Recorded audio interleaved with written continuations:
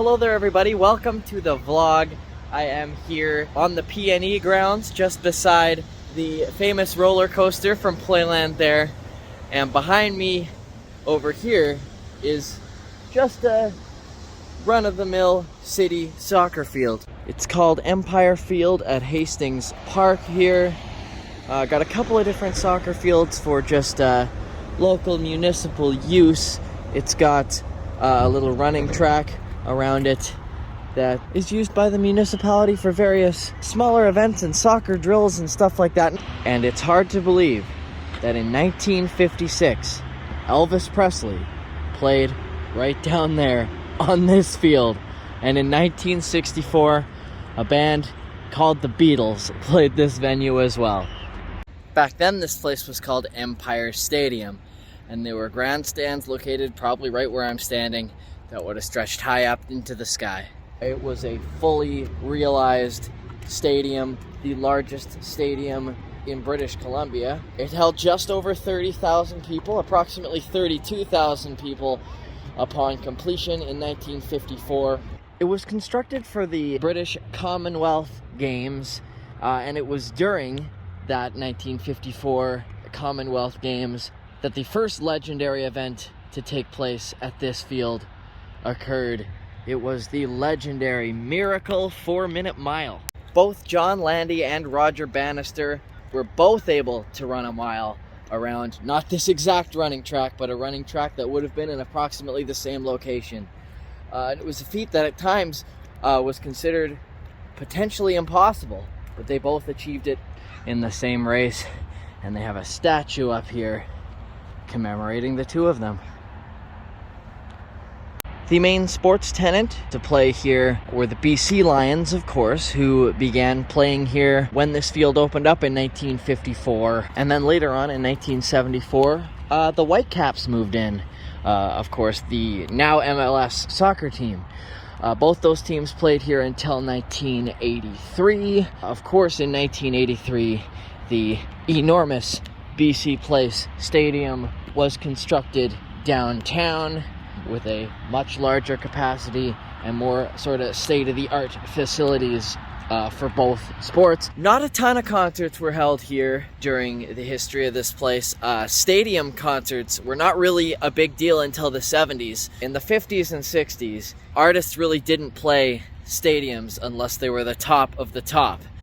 One of these legendary artists to perform here was Elvis Presley. He played here August 31st, 1957, in one of the few Canadian performances, one of the few performances outside of the United States that Elvis gave at all during his career. About 26,500 people came to see the King of Rock and Roll that day, but it was probably not actually the most legendary event to take place here. That came about 7 years later.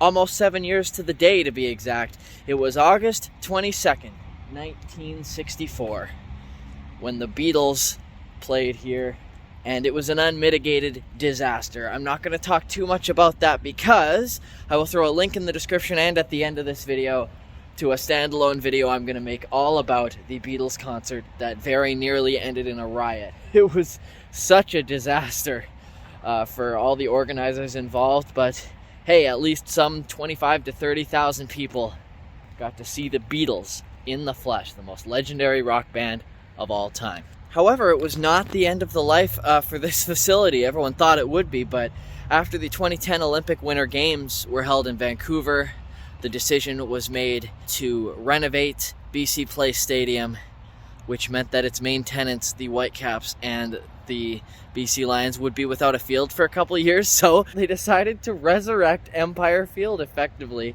They built temporary grandstands, and it became a stadium once again, even just temporarily. And I believe it was after that this facility was retrofitted into what is such a nice little municipal field now. Frequently I see it being used by groups. There's nobody out here right now. It's a great outdoor facility. On the walkway here, up above the side of the field here, they have a little mural celebrating the British Empire Games. a really cool nod to the history of this place. That's the logo for the 1954 games that took place on this site.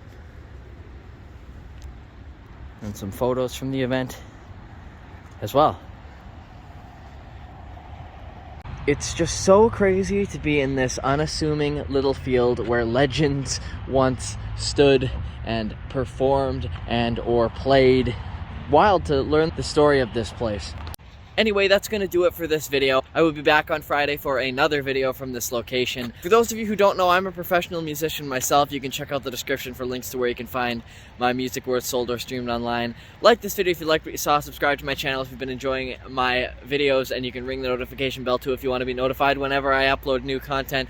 I have rock and roll history videos every Friday, physical history videos like this one, the first and third Wednesdays of each month. Yeah, thanks everybody for watching.